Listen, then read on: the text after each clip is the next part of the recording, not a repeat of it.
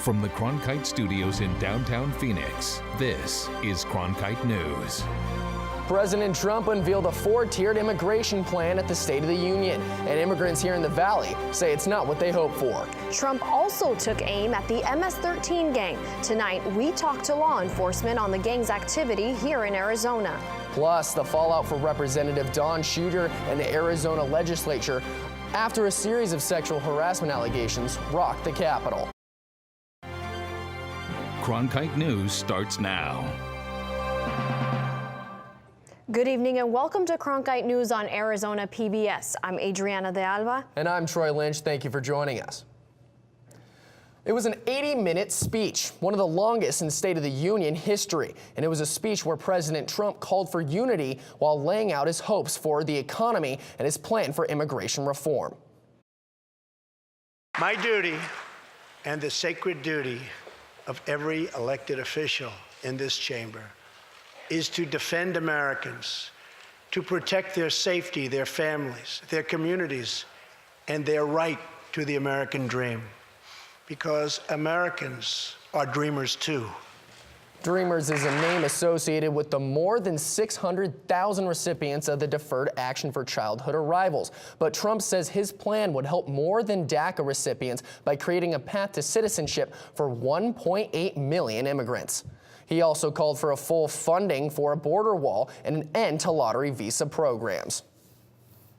Back here in Phoenix, a group of Hispanic immigrants and advocates gathered to watch what the president had to say. Cronkite News reporter Alexis Burdine spoke to several of them, and they say Trump's message is not what they were hoping to hear. Watching anxiously, a group of local Hispanic immigrants and advocates listened to President Donald Trump's State of the Union address. Families gathered at a viewing event put on by Promise Arizona in Phoenix. They wanted to hear the president discuss his plans for the country, especially in terms of immigration. A number of people in this room, the energy of everyone here, and it just is really inspiring to see the strength of a community. Their eyes aimed toward the television screen as the president touched on immigration topics such as stopping MS-13 gang members from entering the country, ending chain migration, and building a wall along the U.S.-Mexico border. The president's brief mention of DACA did not go unnoticed. Everything is very upsetting, characterizing immigrants in this community as criminals. I spoke with those at this viewing gathering about their own thoughts after hearing President Donald Trump's speech. Many of them are saying that they are afraid and nervous upon hearing his comments on immigration. The reason we're coming here today is, one, to be in solidarity, and two, to remind ourselves as a community that we have a lot of work to do to make sure that we are getting the message across. It's a message that is running out of time as the March 5th deadline for a congressional decision on DACA looms near, and still no deal. In Phoenix, Alexis Burdine, Cronkite News. President Trump shared the story about two teens who were killed by the MS-13 gang during his State of the Union address. But internet searches also spiked at the mention, with viewers wanting to know more about this notorious gang. Cronkite News reporter Mari Nelson takes a closer look at MS-13 activity here in Arizona.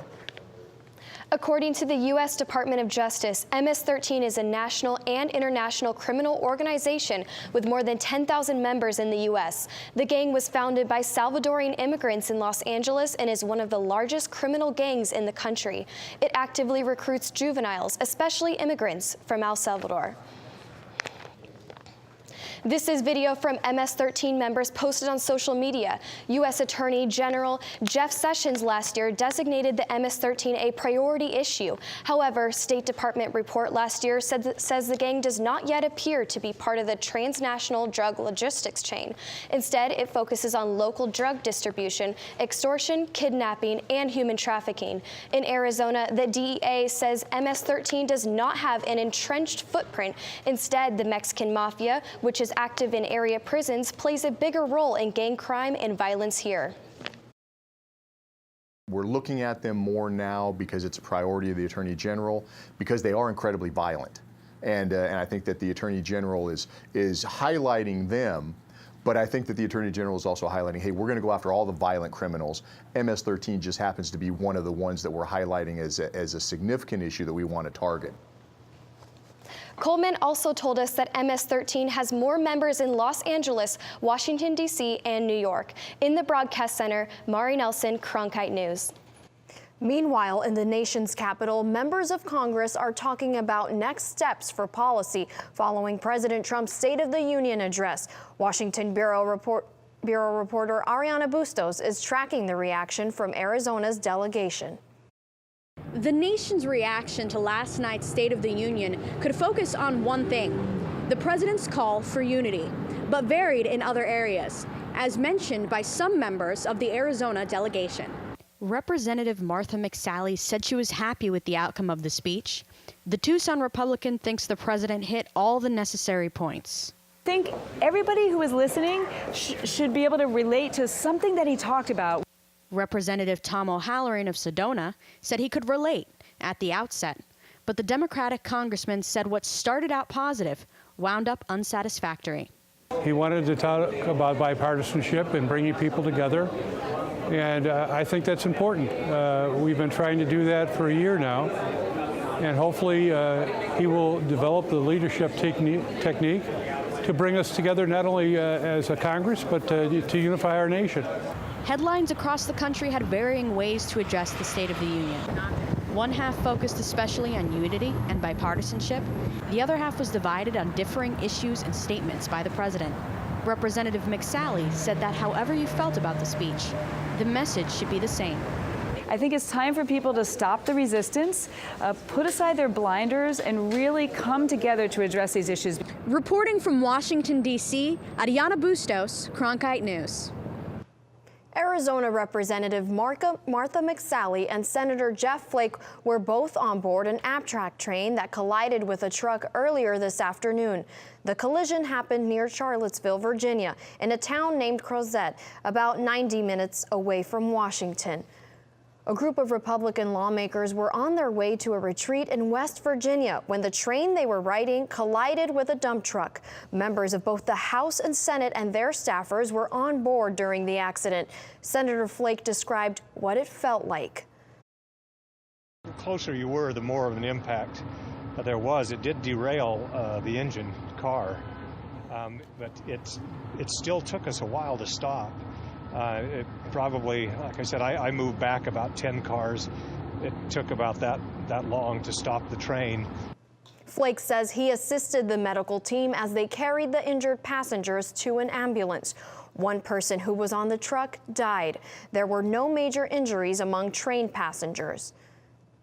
State Representative Dom Schooner faces possible censure after investigation found credible evidence of sexual harassment. Cronkite News reporter Cade Garner spoke with the investigator in the case.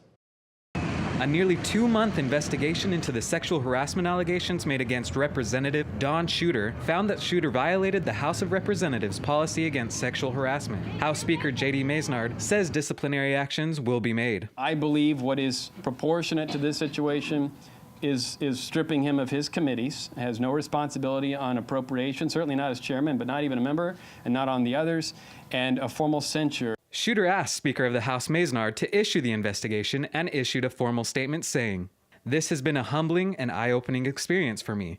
I look forward to working to repair relationships and serving my constituents in our great state." The allegations against Schooner were investigated by a third party instead of the House of Representatives Ethics Committee. The House, from my point of view, did an amazing job at putting together a team of individuals to look into these allegations as soon as they were made aware of them.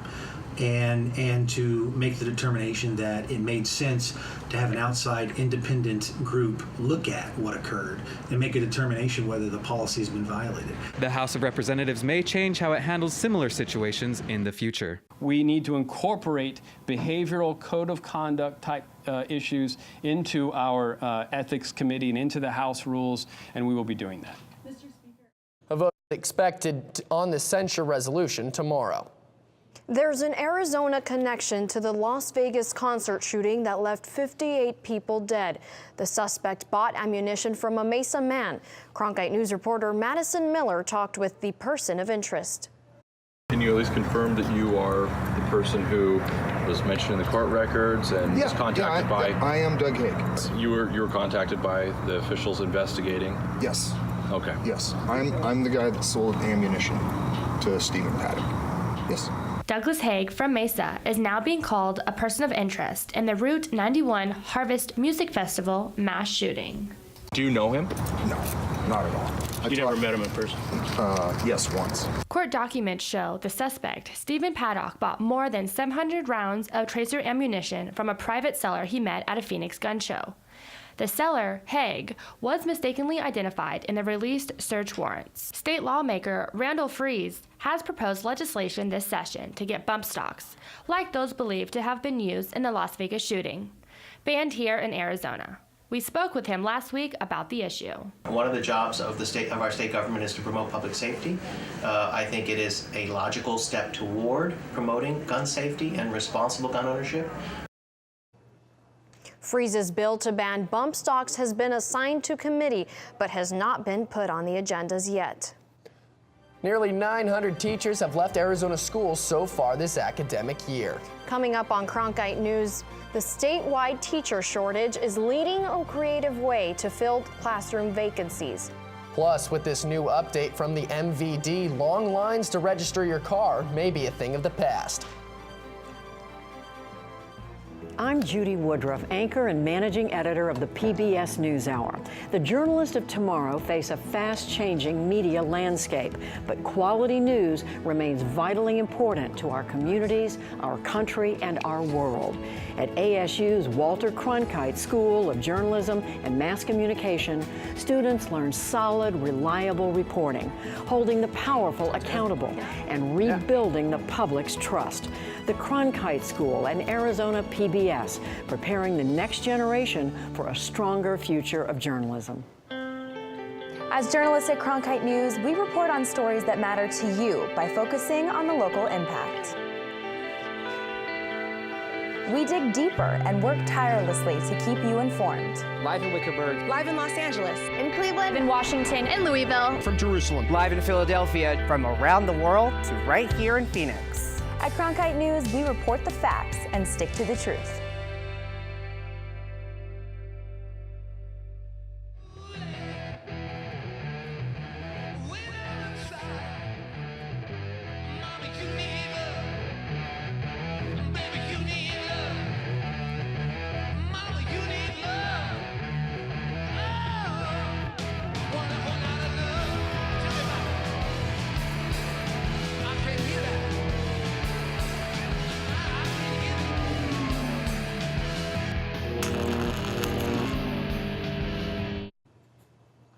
Schools are getting creative when it comes to filling open positions. Nearly 900 Arizona teachers left positions within the first 4 months of this school year. That's according to a December report from the Arizona School Personnel Administrators Association. Reporter Gabriela Bacara shows us principals are turning to emergency teaching certifications to fill these roles. I was woefully unprepared. Fifth grade teacher at Arredondo Elementary, Beth Lewis, is one of the teachers who started out with a teaching intern certificate. That certificate and the emergency teaching certification require a bachelor's degree in any area, compared to the standard professional certificates, which also require preparation programs and experience. She says the 5-week crash course just wasn't enough. And I really think I actually did a disservice to the kids that I served. I mean, I loved them and tried to do everything I could, but I frankly didn't have the classroom management skills. Now, after 8 years in the classroom, Lewis says that hands-on experience is essential to becoming a good teacher. It took me 3 years of on-the-ground experience to actually become that good teacher that I dreamed of being. Assistant Superintendent for Business Services at Phoenix Elementary School District, Dr. Rosanna Hildago, says their district offers different types of coaches to support their teachers on these certifications. We have teachers that are coaching other teachers to provide them support with instruction and classroom management. This includes district content specialists that help to create lesson plans and content, daily support through observation and feedback on classroom management. Hidalgo says that despite the difficulty, the district remains determined to have qualified teachers. We really do our best to make sure we're just not putting a warm body in the classroom and hiring folks that we know will do best for our students. So. In Phoenix, Gabriela Becerra, Cronkite News. The Arizona MVD just made registration needs easier with their new upgraded online system. The site will now hold personal accounts along with several other new features. MVDs are making this upgrade similar to an online shopping site with the upgraded system. Users will now be able to include all vehicles under one name on the same account, use prepaid vouchers to pay fees, and get access to title documents. You can find these new features on servicearizona.com. For some, wine is just a drink with friends. But for others, it is a pastime and passion. Coming up on Cronkite News, how one Valley couple got involved in producing their own wine. And for you sports fans out there, round 1 of the Waste Management Phoenix Open begins tomorrow. Stay tuned to see if our weather will score a hole-in-one. I'm Ted Simons, host and managing editor of Arizona Horizon. Join us each weekday at 5:30 and 10 as we bring you the top newsmakers who impact the state. We cover the stories in depth that shape and affect our local communities, and we take the time to ensure that all voices are equally heard. For more than 30 years, Arizona Horizon has been your voice and your source for what matters most, right here on Arizona PBS. This fall. I'm so excited! What? From the inspiring to the amazing. You're in the presence of history. The compelling. He said, "Welcome home." It was just a powerful moment. To the astounding. I promised myself I wouldn't cry. And from the breathtaking. This is real. A journey to Mars. To the electrifying. We're going to change the world. All this and more. All this fall. Oh my God!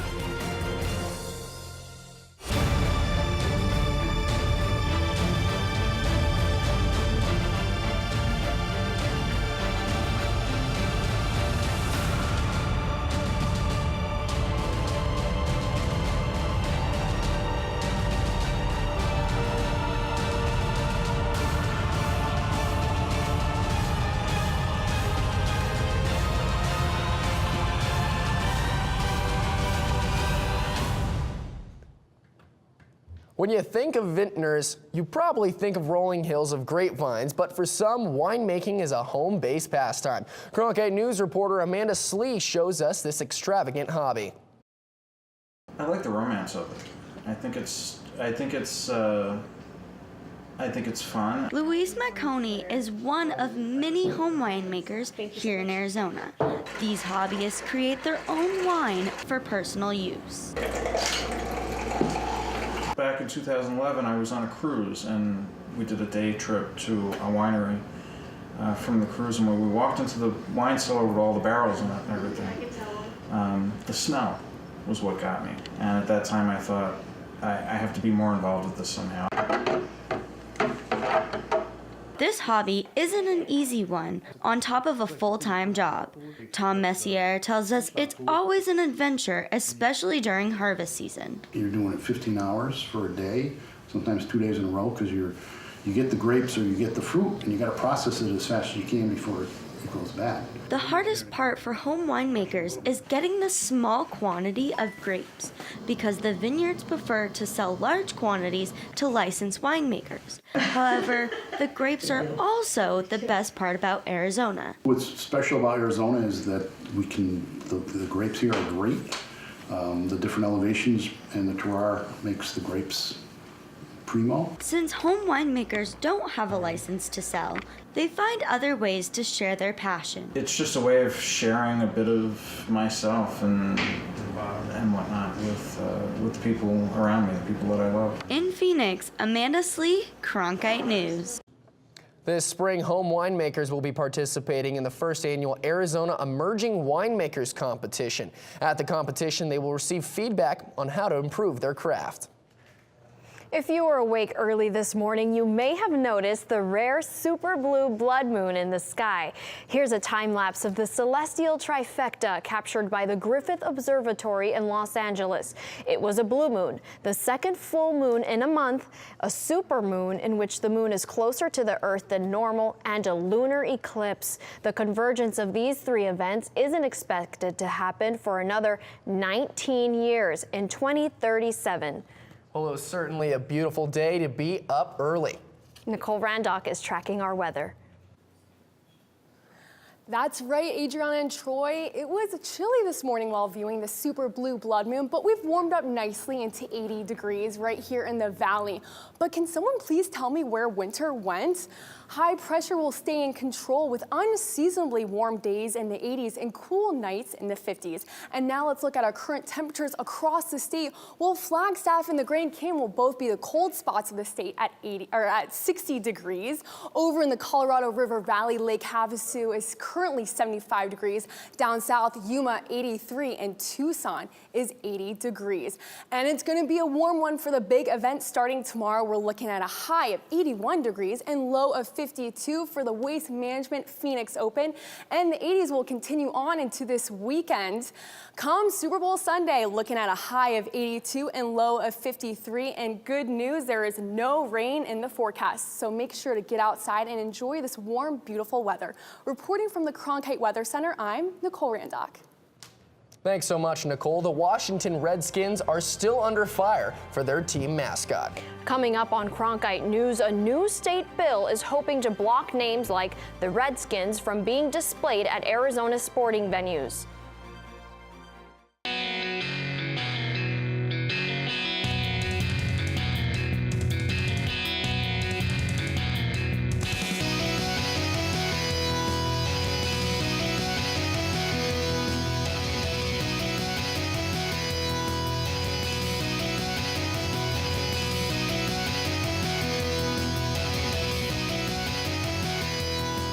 Cronkite News weeknights at 5 on Arizona PBS. Fridays, it's at Cronkite News, your social sharing connection where you choose the news. Facebook likes and shares, tweets, retweets, and favorites. YouTube views and subscriptions. We're watching you watch us.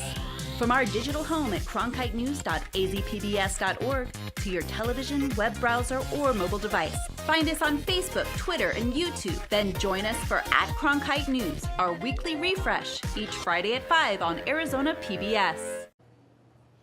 For the 2018 regular season, the Arizona Diamondbacks announced that the netting at Chase Field will be extended to the far end of each dugout. The goal is to maximize safety without blocking the view.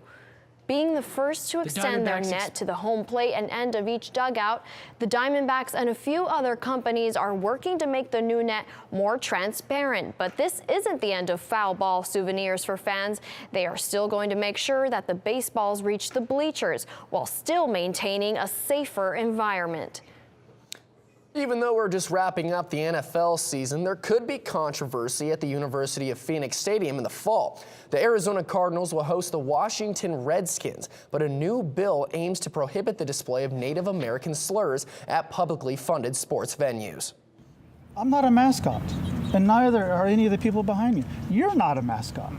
I wouldn't bother to dehumanize you in that regard. Today, the House of Representatives introduced House Bill 2499. This bill would prohibit Arizona's publicly funded sports venues, such as the University of Phoenix Stadium, from displaying or broadcasting team names and mascots deemed racially insensitive by any of the 22 Native American tribes located in Arizona. We challenge our lawmakers to hear this bill, not to just put it on the table and forget about it, but to hear this bill, put it through the committees, and let's have a frank discussion about life. This bill comes on the heels of Monday's announcement that the Cleveland Indians, who will begin spring training in Goodyear in a couple of weeks, will remove the Chief Wahoo logo from its jerseys and caps beginning in the 2019 season. The organization said it was no longer appropriate for on-field use. However, to maintain its trademark, the team said it will continue to sell merchandise with Chief Wahoo on it. Chief Wahoo is definitely one of the characters that is probably the most racist and cruel in terms of the imagery that it perpetuates. And so I applaud Cleveland in taking efforts to not include that caricature and that image. But they still have Indians as part of the name, and they will still profit from the trading and marketing of Chief Wahoo. In order for us to heal, these types of symbols need to be abolished from our society. Every time that I try to advocate a difference in this building or to the governor's office or anywhere else, we're an afterthought or not even a thought at all. And I would attribute it specifically to the fact that you continuously to get these corporations marketing over and over and over again that we're not even human. Currently, there are 2 Arizona high schools located in DeShaney's district. However, he went on to say that he's not going to change their mascots quite yet. He's going to start with the publicly funded sports venues because they're the ones profiting. Cronkite News is proud to be the news division of Arizona PBS. Here's what's coming up on Arizona Horizon and the PBS NewsHour. On the next Arizona Horizon, state legislative leaders will discuss the report released on sexual harassment claims against 2 state lawmakers. And we'll hear about efforts to use e-commerce to help tribal communities. I'm Judy Woodruff. On the next NewsHour, Senator Bernie Sanders joins us with reaction to the president's first State of the Union address. That's Wednesday on the PBS NewsHour. That's it for the Cronkite News tonight. Thanks for joining us. For top Arizona stories anytime, go to cronkitenews.azpbs.org.